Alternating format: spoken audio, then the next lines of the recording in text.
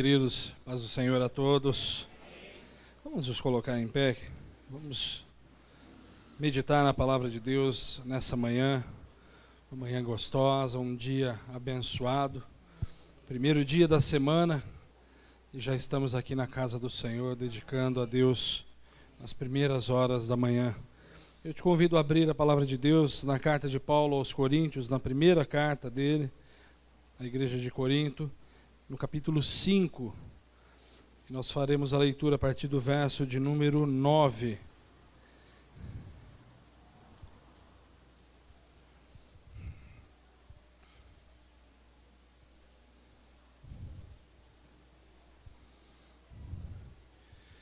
Primeiro aos Coríntios, capítulo 5, a partir do verso de número 9.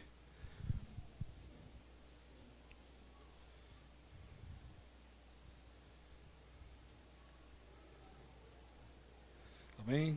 Todos encontraram?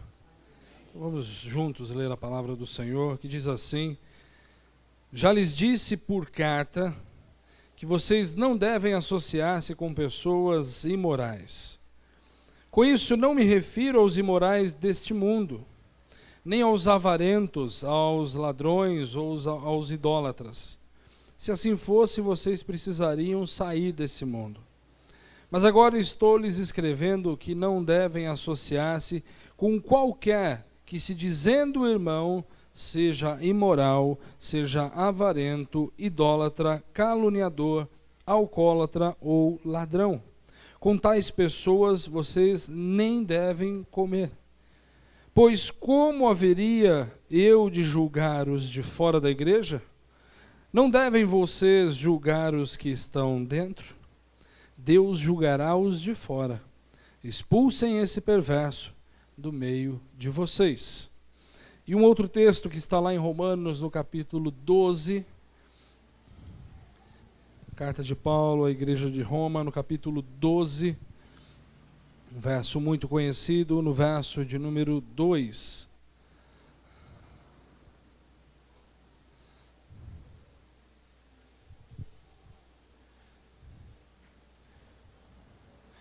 E Paulo escreve da seguinte forma: Não se amoldem ao padrão deste mundo, mas transformem-se pela renovação da sua mente, para que sejam capazes de experimentar e comprovar a boa, agradável e perfeita vontade de Deus.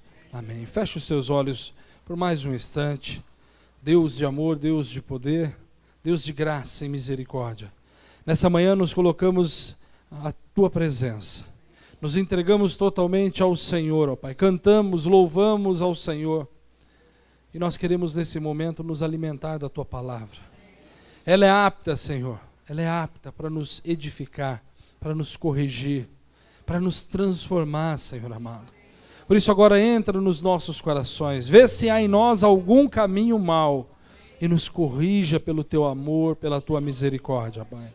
Que o Teu Espírito Santo fale aos nossos corações nessa manhã. E em nome de Jesus, nós Te pedimos agora, Senhor, perdoa os nossos pecados. Nós os confessamos diante do Senhor. E em nome de Jesus, que a Tua graça superabunde em nossas vidas.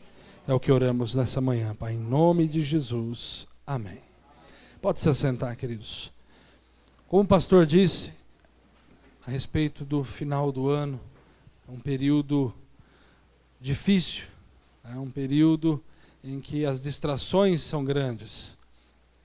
E como lutar como cristão, como lutar como servo de Deus, para manter a sua integridade espiritual, a sua integridade moral, a sua santidade diante do Senhor.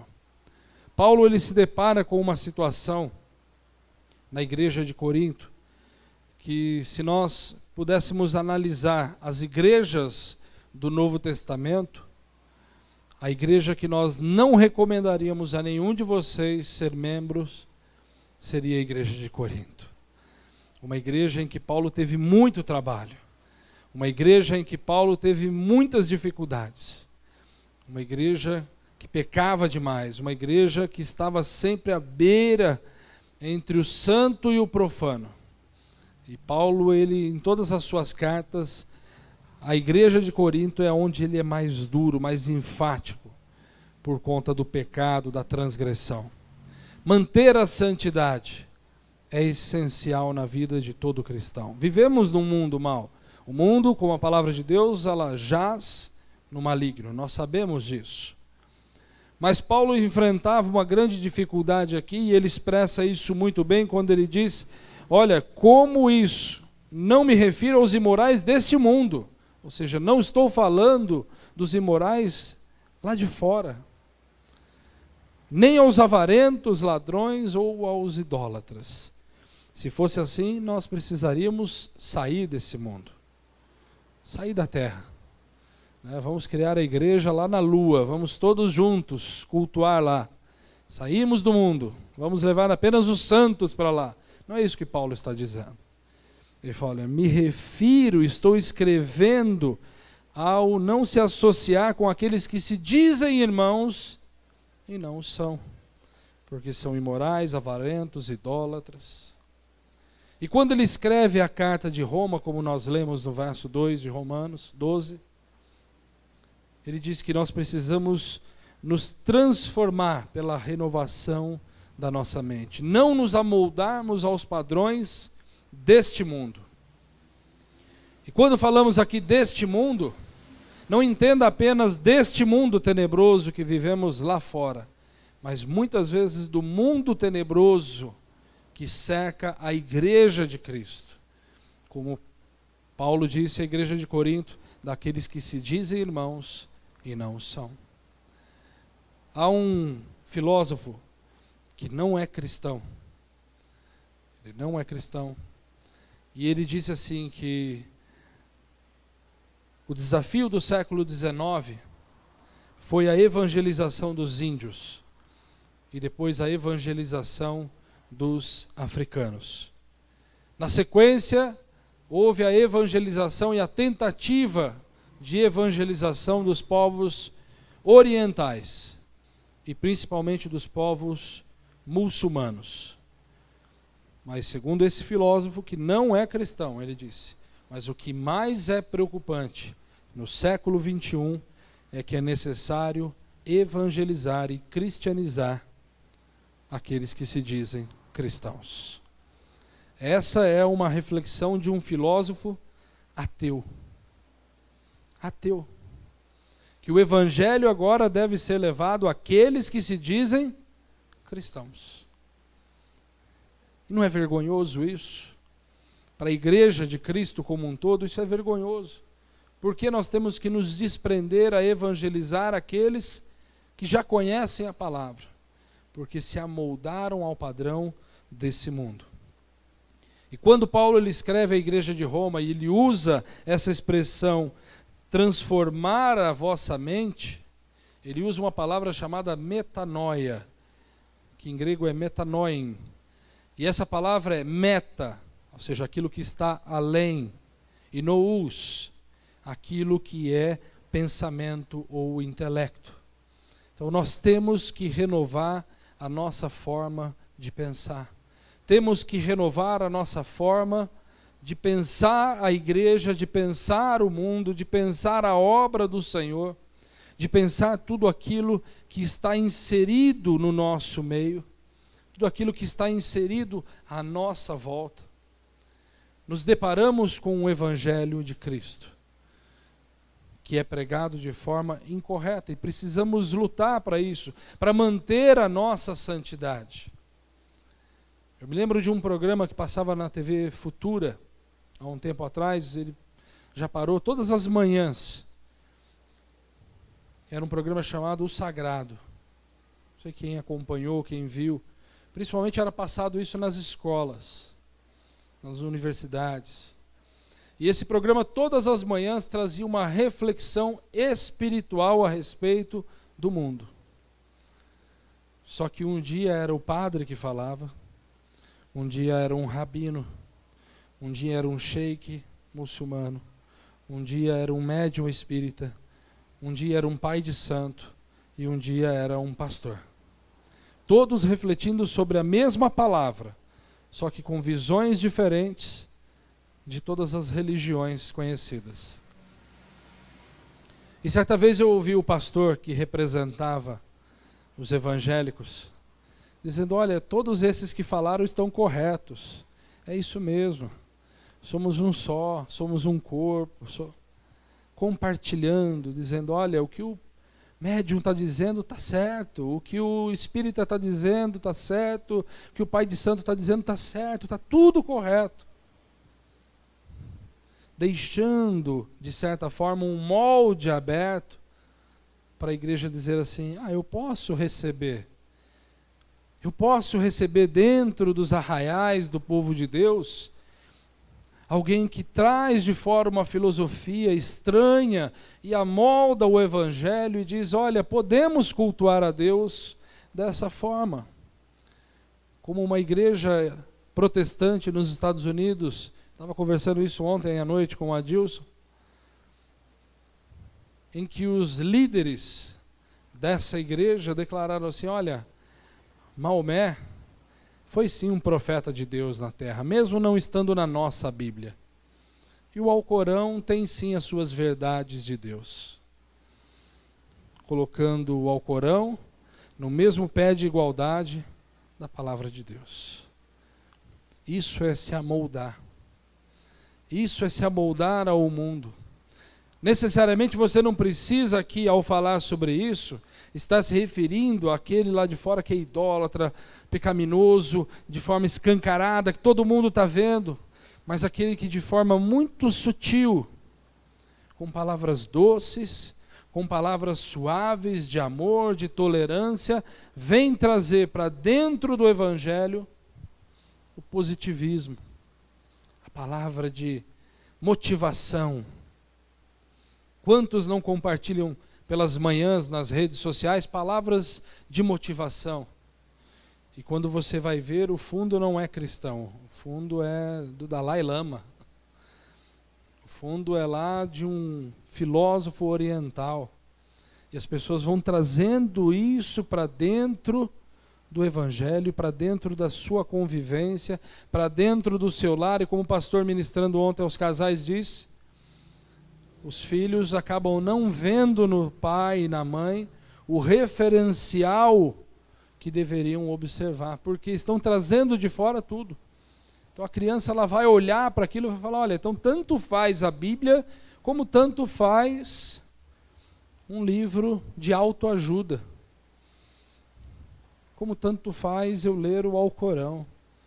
E nós precisamos tomar cuidado. Vivemos num tempo de profunda promiscuidade espiritual.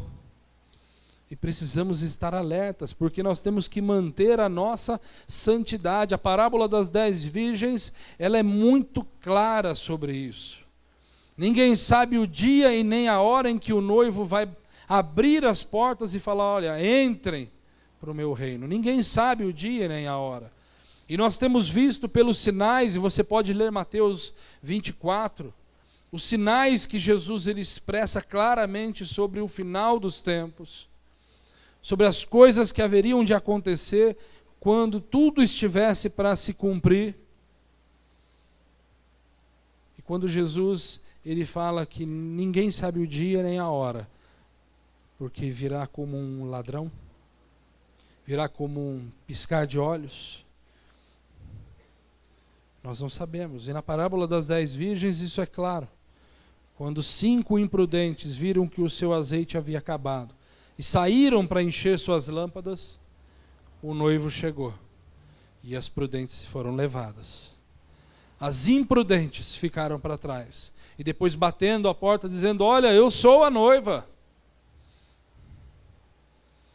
E o noivo não as conheceu. Há muitos que ficarão para trás e vão começar a esmurrar as portas e dizendo: eu sou a noiva, eu sou a igreja. Como muitos têm feito isso nos dias de hoje, dizendo lá no mundo: eu sou a igreja. Mas eu não quero viver com o cabeça, mas eu quero decapitar a cabeça do corpo e quero levantar uma cabeça dizendo: olha, eu não preciso do corpo, só a cabeça na minha mão, como na mitologia grega antiga, que carregavam a cabeça da Medusa para congelar os seus inimigos. Não, aqui não é mitologia grega, aqui é cristianismo verdadeiro. É o reino de Deus, como Jesus disse. Eis que é chegado o reino dos céus. O reino dos céus chegou até nós. Temos o Espírito Santo em nós. Somos o templo do Espírito Santo. Reunidos como corpo de Cristo, somos a igreja, a noiva do Cordeiro. E nós precisamos estar atentos. Por isso que Paulo ele diz, quando ele inicia esse capítulo, ele diz: como já disse por carta a vocês, não se associem com pessoas imorais. Não misture a sua espiritualidade.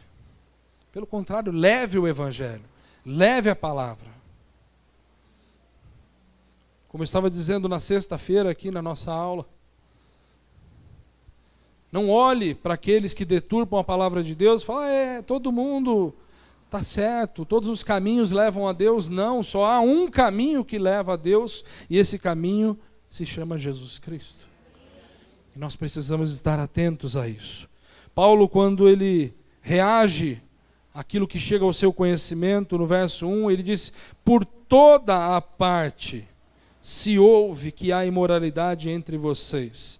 Imoralidade que não ocorre nem entre os pagãos, a ponto de alguém de vocês possuir a mulher de seu pai. Olha a que nível chegou o pecado na igreja de Corinto. E você pensa assim: não acontece nos dias de hoje? Acontece. Na semana que vem nós vamos assistir, lá na internet, na TV IBVA, a entrevista que nós tivemos aqui, do pastor Daniel com o pastor Celso. Prestem bem atenção quando sair essa entrevista. Vocês vão se surpreender quando o pastor Celso fala de como os povos muçulmanos nos veem, né, pastor? Eles nos chamam de imorais. É assim que eles olham para a noiva do Cordeiro aqui na terra, como imorais. É a mesma coisa que Paulo viveu lá atrás, quase 2000 anos. A igreja era considerada imoral, porque deixou o pecado penetrar nos seus arraiais. Nós temos que lutar todos os dias para manter a nossa santidade. Nos versos 7 e 8 ainda desse capítulo, diz que a celebração do Cordeiro Pascal, ele deve ter 2 ingredientes principais: sinceridade e verdade. Porque são essas as balizas que norteiam o cristianismo. Devem, pelo menos, nortear o cristianismo. Sinceridade e verdade são atitudes esperadas daqueles que vivem como noiva de Cristo, vivendo a novidade de vida após uma mudança radical de pensamento. Você precisa viver uma novidade de vida. Você precisa viver algo diferente, mas não diferente da palavra, diferente do que estão fazendo com a palavra aí fora. E para viver essa metanoia, para viver essa mudança de pensamento, essa mudança de paradigmas, em primeiro lugar, isso requer um novo comportamento. Lá no verso 11, Paulo ele vai ressalvar a importância desse novo comportamento. Ele diz assim: mas agora estou lhes escrevendo que não devem associar-se com qualquer um que, se dizendo irmão, não o é, sendo ele imoral, avarento, idólatra, caluniador, alcoólatra ou ladrão. Você conhece algum crente ladrão? Basta olhar para Brasília. Uma bancada evangélica de pessoas envolvidas com desvio de dinheiro público. Isso é roubo, querido. Isso é roubo. Roubo não é só alguém que vem e aponta uma arma para você. Roubo é desviar aquilo que é público. E há uma bancada evangélica no nosso Congresso Nacional que desvia recursos públicos e dizem que nos representam como povo de Deus. Podem representar outras pessoas, mas não me representam. E tenho certeza que você vai pensar da mesma forma. Eles não te representam. É uma mudança de comportamento. Como pode alguém que é alcoólatra dizer: eu sou o servo de Deus? Jesus caía pelas esquinas bêbado? Pedro vivia nos botecos da vida, no Novo Testamento? Em nenhum momento nós vemos isso. Paulo, quando se depara com a igreja de Corinto, no capítulo 11, quando ele vai estabelecer os padrões para a celebração da ceia do Senhor, se você ler todo o capítulo, você vai entender o que eu estou dizendo, quando Paulo ele chega para a igreja e diz, olha, na hora de celebrar, esperem uns pelos outros. E aquele que traz muito vinho, não se embriague com ele. Era costume de alguns, no momento da celebração, se embriagarem. No momento da ceia, encherem a cara de vinho. Enquanto outros não tinham nem com o que celebrar. Imagina isso no meio da igreja. Alcoolismo presente. E nós precisamos combater. São práticas simples. Aqui eu não estou falando hoje de grandiosos pecados, daqueles que todos ficam espantados, não. Mas coisas rotineiras do dia a dia, que nós precisamos combater, para vivermos uma vida de santidade, para vivermos uma novidade de vida, uma metanoia, uma mudança radical no modo de pensar e de agir. Nós precisamos confrontar aqueles que se dizem irmãos e têm comportamento estranho à palavra de Deus. Não tenha medo. Se você o considera irmão e essa pessoa te considera um irmão em Cristo, fala, vem cá, querido, nós precisamos conversar. Há uma pessoa que me acompanha nas redes sociais, ele se diz desigrejado. Um dia eu conversando com ele, eu disse para ele, filho, você está errado. Não, mas eu vivo o evangelho da minha forma. Eu falei, então você não vive o evangelho. Porque o evangelho deve ser vivido à moda de Cristo, conforme a palavra de Deus. Não existe evangelho à sua moda.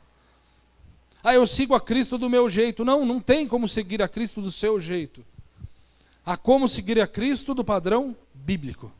Ou você segue dentro do padrão bíblico, ou você então não segue a Cristo. Você está iludido. E iludido você é condenado. Então não seja condenado. Metanoia, mudança radical na forma de pensar. Não é possível viver afirmando ser cristão sem um verdadeiro comportamento cristão, sem decisões reais. Quem é Cristo na sua vida quando você está com os amigos da faculdade? Quem é Cristo na sua vida quando você está no seu ambiente de trabalho? Quem é? Você precisa se perguntar todos os dias a respeito disso. Todos os dias você deve se questionar. Quem aqui já viu uma Bíblia da editora Vida, que se chama A Mensagem? Bíblia A Mensagem. Alguém já viu? Poucos conhecem aqui, né? Essa Bíblia A Mensagem é uma Bíblia contextualizada, uma versão, não chega a ser uma versão popular como a linguagem de hoje, mas ela é contextualizada. É como se ela pegasse o texto bíblico e transformasse numa história. É uma Bíblia para reflexões, não para leitura diária, como é a palavra de Deus. Mas nesse trecho específico de 1 aos Coríntios que nós lemos, do 9 ao 13, essa Bíblia, a Mensagem, ela escreve assim: escrevi na minha carta anterior que vocês não devem se sentir à vontade com quem vive na promiscuidade. Não quis dizer também que vocês não devem ter nenhum tipo de relacionamento com gente de fora da comunidade. O mesmo vale para os corruptos, de nenhum tipo, e para os religiosos impostores. Para não ter contato com esse tipo de gente, vocês teriam que sair do mundo. Mas estou dizendo que quando um amigo que alega ser cristão se comporta de modo promíscuo ou corrupto, cheio de revolta contra Deus ou contra os seus amigos, se embebeda ou se torna explorador, vocês não devem agir como se tudo isso fosse normal. Não podem simplesmente conviver com isso como se fosse um comportamento aceitável. Não sou responsável por aquilo que os de fora fazem.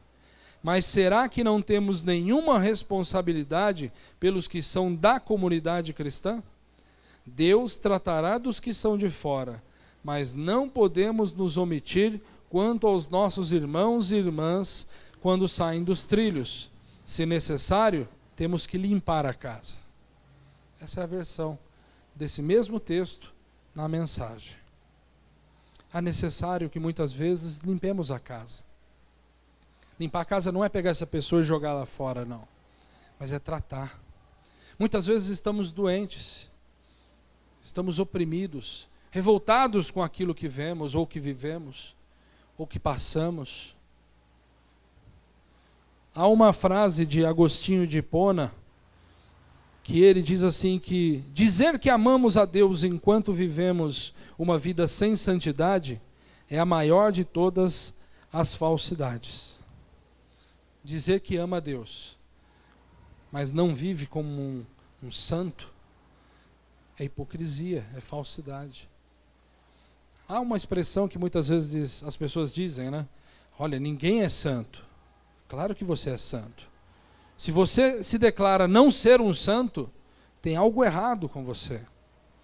Porque a Bíblia diz que só vai para o céu os santos. Os santos de Cristo irão para o céu. E quem são os santos? Aqueles que foram lavados e remidos no sangue do Cordeiro. Há alguém aqui que é lavado e remido no sangue do Cordeiro? Cadê os lavados e remidos? Então você é santo, querido. A palavra santo em grego, ela quer dizer separado. Você é separado desse mundo. Então quando você diz assim, eu não sou santo, então nós precisamos conversar. Se você não se sente santo, não se sente separado, se você não pertence a Cristo, se a sua convicção é que você faz parte desse mundo, tem algo errado. Uma vez eu ouvi de uma pessoa que diz assim, eu crio os meus filhos para o mundo. E a pessoa, quando me contou isso, disse assim, eu não aceito essa frase. Eu crio os meus filhos para Cristo.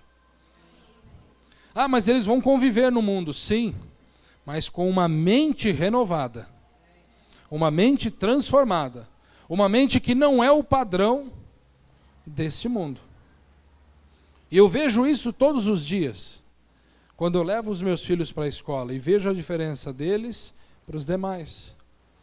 E quando vou na reunião de pais e vejo os professores e inspetores dizendo, olha, se todas as crianças fossem metade dos seus filhos, essa escola não teria problemas.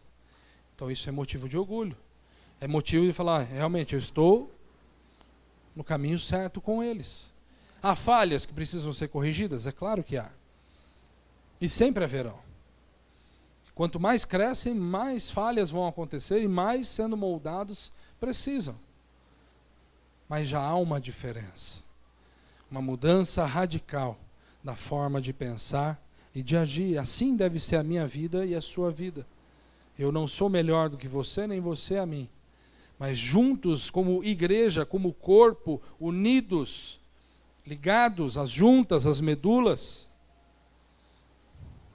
Como Ezequiel 37, foi ministrado aqui na semana passada.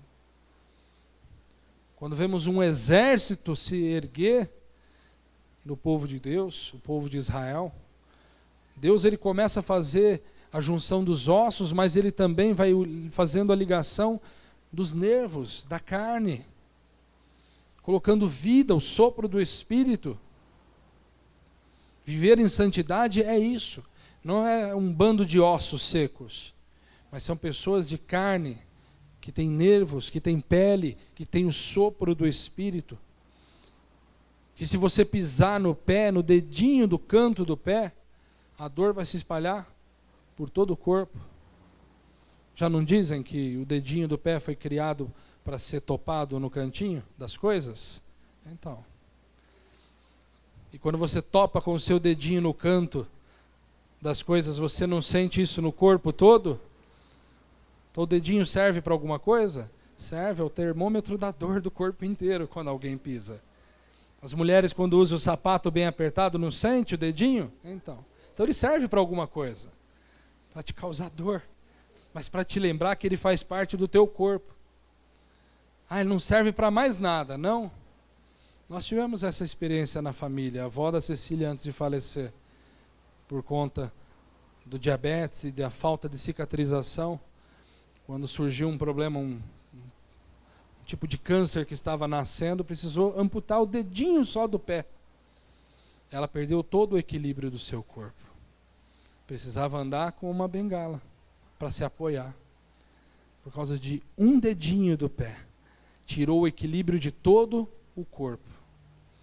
Então todo o corpo é importante, seja o dedinho do pé ou a ponta da orelha. Seja o pescoço, seja os braços ou as mãos. Mas nós precisamos viver em santidade como um corpo, um cuidando do outro. Porque se o meu pé for contaminado, todo o corpo vai sentir. Se o pecado entrar através de um membro, todo o corpo de Cristo vai sentir. Então nós lutamos contra o pecado todos os dias. Por isso a preocupação de Paulo quanto àqueles que se dizem irmãos e no meio do corpo estão trazendo pecado, imoralidade.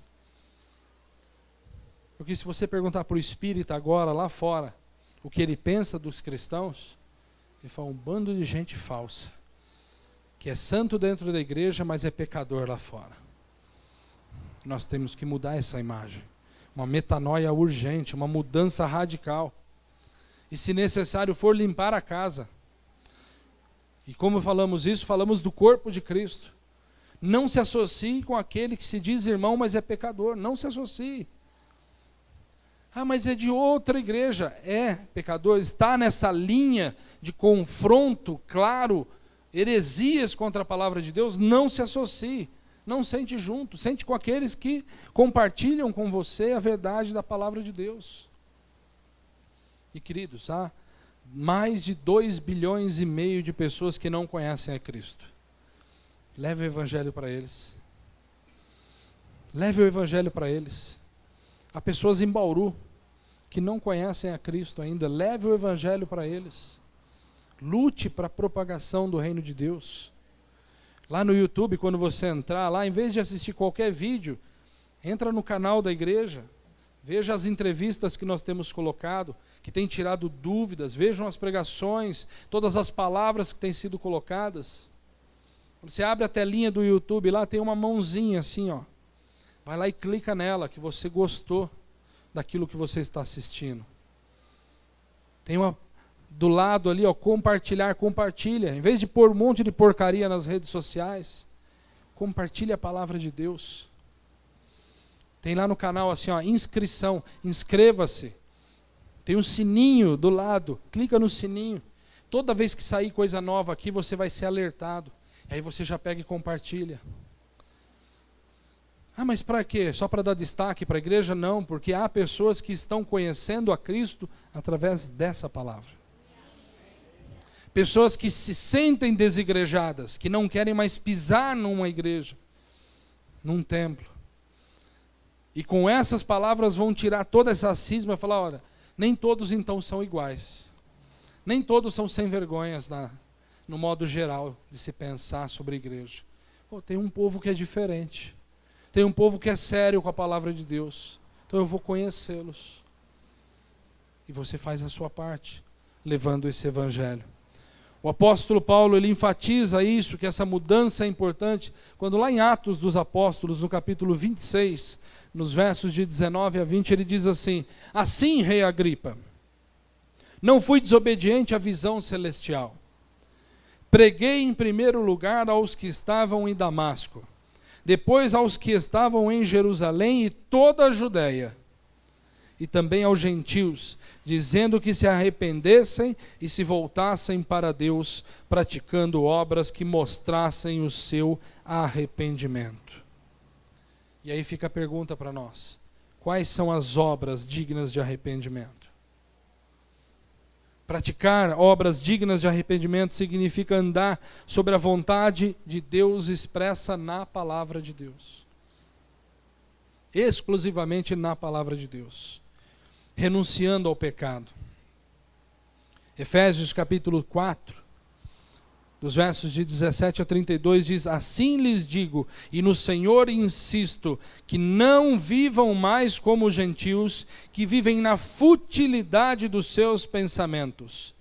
Eles estão obscurecidos no entendimento, separados da vida de Deus por causa da ignorância em que estão, devido ao endurecimento dos seus corações. Tendo perdido toda a sensibilidade, eles se entregaram à depravação, cometendo com avidez toda espécie de impureza. Todavia não foi assim que vocês aprenderam de Cristo. De fato, vocês ouviram falar dele, e nele foram ensinados de acordo com a verdade que está em Jesus. Quanto à antiga maneira de viver, vocês foram ensinados a despir-se do velho homem que se corrompe por desejos enganosos e serem renovados no modo de pensar, olha a metanoia de novo aqui, e revestir-se do novo homem, criado para ser semelhante a Deus em justiça, em santidade, provenientes daquilo que é a verdade. Portanto, cada um de vocês deve abandonar a mentira e falar a verdade ao seu próximo, pois todos somos membros de um mesmo corpo. Quando vocês ficarem irados, não pequem. Apaziguem a sua ira antes do sol se pôr sobre ela. Não deem lugar ao diabo. Aquele que furtava, não furte mais, antes trabalhe, fazendo algo de útil com as suas mãos, para que tenha o que repartir com o que estiver em necessidade. Nenhuma palavra torpe saia da boca de vocês, mas apenas aquilo que for útil para edificar os outros, conforme a necessidade, para que conceda graça aos que ouvem. Não entristeçam o Espírito Santo de Deus, com o qual vocês foram selados para o dia da redenção. Livrem-se de toda a amargura e indignação e ira, gritaria e calúnia, bem como de toda a maldade. Sejam bondosos, sejam compassivos uns com os outros, perdoando-se mutuamente, assim como Deus perdoou vocês em Cristo. Paulo é direto com a igreja de Éfeso. João, quando escreve sua primeira carta, no capítulo 3, dos versos de 3 a 10, ele diz: todo aquele que nele tem essa esperança, purifica-se a si mesmo, assim como ele é puro. Todo aquele que pratica o pecado transgride a lei. De fato, o pecado é a transgressão da lei. Vocês sabem que ele se manifestou para tirar os pecados de todos nós, e nele não há pecado. Todo aquele que nele permanece não está no pecado. Todo aquele que está no pecado não o viu nem o conheceu. Filhinhos, não deixem que ninguém os engane. Aquele que pratica a justiça é justo, assim como ele é justo. Aquele que pratica o pecado é do diabo, porque o diabo vem pecando desde o princípio. Para isso o Filho de Deus se manifestou, para destruir as obras do diabo. Todo aquele que é nascido de Deus não pratica o pecado, porque a semente de Deus permanece nele. Ele não pode estar no pecado, porque é nascido de Deus, e dessa forma sabemos quem são os filhos de Deus e quem são os filhos do diabo. Quem não pratica a justiça não procede de Deus, e também quem não ama seu irmão. Palavras diretas, palavras de simples compreensão. Precisamos viver essa novidade de vida. E para isso, em segundo lugar, é viver afastado do pecado. Pecado esse que Paulo relata lá em Gálatas capítulo 5, verso 19. Quando ele diz: ora, as obras da carne são manifestas: imoralidade sexual, impureza e libertinagem. E essa lista ela não é exaustiva. Não é uma lista final, olha, só esses aqui são pecados. Não. Quando Paulo expõe essa lista, são exemplos. E ele vai dizer, lá no final desse mesmo verso, e coisas semelhantes a essas.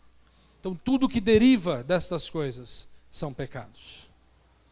Todas as coisas que derivam destas são pecados. E ele diz no verso 21, eu os advirto como antes já os adverti, que os que praticam essas coisas não herdarão o reino de Deus. Não tem como barganhar com Deus. Não tem como fazer negociatas com Deus. Não tem como dar um jeitinho com Deus. Ou você obedece à palavra de Deus, ou você não vai herdar o reino de Deus. Ou você vive em santidade conforme a palavra de Deus, ou você não herdará o reino de Deus. Uma vida afastada do pecado significa que ela glorifica o nome do Senhor. E ela glorifica através dos seus frutos e não dos dons. Os dons, eles são carismáticos. Os dons, eles são um propósito específico para um uso específico, no momento específico. Se você está de frente a um enfermo, Deus precisa que você seja um instrumento dele para a cura daquela pessoa, Deus vai te usar com o dom da cura. Se você precisar pregar num outro idioma que você não conhece, porque alguém precisa ser salvo, e essa pessoa não entende o teu idioma, Deus vai te usar com esse idioma. E diversos outros dons que Deus pode te usar a qualquer momento. Só que o fruto do Espírito, ele é diário. Ele é fixo, ele está na sua vida, ele tem que ser produzido todos os dias. O fruto do Espírito é amor, alegria, paz, paciência, amabilidade, bondade, fidelidade, mansidão, domínio próprio. Contra essas coisas não há lei.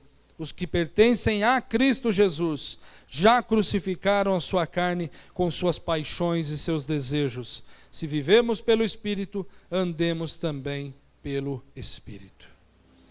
Fruto é obrigatório na vida do cristão. Cristão que não produz fruto é figueira vazia. Pode ser até bonita, pode ter até aparência. Mas quando o dono da vinha chegar e olhar aquela figueira e falar, olha, vim buscar os frutos dessa figueira e não o encontrar, ela será cortada. Então tome cuidado. O dia do rei voltar está chegando. Cuidado para você não ficar para trás. Então, para não ter erro, querido, viva uma vida de santidade. Ore. Tenha devocionais com o Senhor todos os dias. Ao acordar, dedique-se primeiro à obra do Senhor. Primeiro à sua leitura da palavra, a oração. Ah, mas eu acordo 6 da manhã para ir trabalhar. Não dá tempo, então acorde às 5. Acorde 5:30. Acorde mais cedo. As primeiras horas da manhã, dedique-se a orar, a meditar na palavra. Se você faz isso pela manhã, o teu dia vai ser diferente. Não adianta você passar um dia inteiro atribulado, sem meditar na palavra de Deus, falar, agora eu vou buscar à noite. Você já viveu o dia todo, você já se irou, você já pecou. Se a palavra estivesse na tua mente, no teu coração desde cedo, talvez você não cometeria erros. E para encerrar, queridos, eu gostaria que por um momento você fechasse os seus olhos e ouvisse o que eu vou dizer agora. A vida que é afastada do pecado, a vida que é afastada de todo tipo de pecado e da vontade de pecar, é a evidência de um vaso novo. E Deus, ele não faz remendos. Eu falava sobre isso aqui na sexta-feira. Na parábola em que o Senhor Jesus ele fala que não é possível colocar um remendo novo num tecido velho, porque isso vai ser arrebentado, vai se rasgar. Deus não faz remendos na vida de ninguém. Quando o Senhor ele te resgata, quando você é salvo por Cristo, Ele coloca vestes novas sobre você. Ele não faz remendo nas suas vestes. Ele faz vestes novas. Você se transforma num vaso nas mãos do Senhor. E Ele não vai passar argila no racho. Aquela rachadura não vai ser remendada, mas Ele vai desmanchar aquele vaso e vai fazer um vaso totalmente novo, com novos valores, com um novo sabor, com um novo gosto, com uma nova mente renovada, com um novo coração. É uma vida santa, é uma vida no altar, é uma vida cheia do Espírito Santo, é uma vida abundante, é vida eterna. E a obra de Cristo em você, meu irmão e minha irmã, é um milagre de Deus extraordinário todos os dias. E você deve viver esse milagre extraordinário todos os dias da sua vida, não só os domingos. Vida afastada do pecado é vida permanentemente vestida com trajes de louvor e óleo de alegria na sua cabeça e no seu coração. Vida afastada do pecado é a identificação de quem está verdadeiramente vivendo em novidade de vida, a partir da metanoia, da mudança de pensamento. E eu gostaria que você orasse comigo nesse momento, pedindo ao Senhor essa renovação. Antes de pedir qualquer coisa ao Senhor durante a tua semana, peça agora que o Senhor renove a sua mente. Senhor, coloque em mim a mente de Cristo. Senhor, coloque em mim a mente de Cristo. Lá em Apocalipse 5, verso 4, quando fala sobre a abertura do livro, a palavra de Deus diz que João ele chorava muito. Eu chorava muito porque ninguém foi encontrado digno de abrir e olhar para ele. Então um dos anciãos consolou-me, afirmando: não chores, pois o leão da tribo de Judá, a raiz de Davi, venceu para abrir e romper os 7 selos. Ele venceu, querido. Ele venceu e ele é digno de abrir o livro. Ele é digno de abrir e romper todos os selos, porque ele fez com que você tivesse vestes novas, para viver um dia na glória com Cristo Jesus. Senhor, em nome de Jesus, agora eu te peço, Pai, com todo o amor, com toda a graça, com toda a misericórdia que o Senhor tem por nós, porque a tua palavra mesmo diz que o Senhor amou o mundo de tal maneira que deu o seu único Filho, o unigênito do Senhor. E agora, Senhor, renova as nossas mentes aqui nessa manhã, a começar por mim, Senhor. Renova a nossa mente, renova o nosso entendimento, Senhor. Estamos vivendo na tua obra, estamos na tua casa, Senhor. É a tua santa palavra que nós lemos nessa manhã. Renova a nossa mente, renova o nosso entendimento, Senhor, para que entendamos de uma vez por todas que não é o meu jeito de servir-te, que não é o meu jeito de te adorar, que não é a minha maneira de te servir no dia a dia, mas é a tua maneira, é o teu querer, é o teu realizar, meu Pai. Ensina-nos a vivermos de acordo com a tua vontade plena, perfeita e agradável. Nos ensina, Senhor. Nos corrija se for necessário. Use a tua vara de correção conosco, Senhor.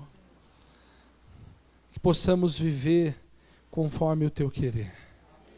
Que a tua graça resplandeça sobre as nossas vidas nessa manhã. Que o teu Espírito fale aos nossos corações, para que não sejamos mais considerados por este mundo como imorais, mas que sejamos olhados pelos de fora e falar: ali estão os servos do Deus Altíssimo. Ali estão aqueles que adoram ao Cordeiro. Que as pessoas vejam em nós as vestes novas do Senhor, as vestes de amor e de alegria. Que vejam em nós como embaixadores do Evangelho de Cristo, como missionários em todo o tempo, seja aqui na nossa Jerusalém, seja na Judéia, seja na nossa Samaria, seja por todos os confins da terra, Pai. Sê com a tua igreja nessa manhã, sê com o teu povo, no nome de Jesus. Amém, Senhor. Amém. Glória a Deus. Vamos encerrar então o nosso culto. Lembre-se sempre de comece pela manhã, já amanhã, segunda-feira, ao acordar, busque a palavra de Deus. Se você tem um horário específico para acordar, programe seu relógio um pouquinho mais cedo. Experimente iniciar o seu dia meditando na palavra de Deus. Você vai ver mudanças extraordinárias a partir de hoje. Erga suas mãos para o céu. Que a graça do nosso Senhor e Salvador Jesus Cristo, que o grande amor de Deus o Pai, e as consolações do Santo Espírito de Deus estejam sobre a sua vida, sobre a sua casa, sobre a sua família, de hoje e para todo sempre. Amém. Querido, que você vá nessa graça, nesse amor, e tenha uma semana vitoriosa, em nome de Jesus. Deus te abençoe. Dê um grande abraço a quem está ao seu lado, para a glória de Cristo.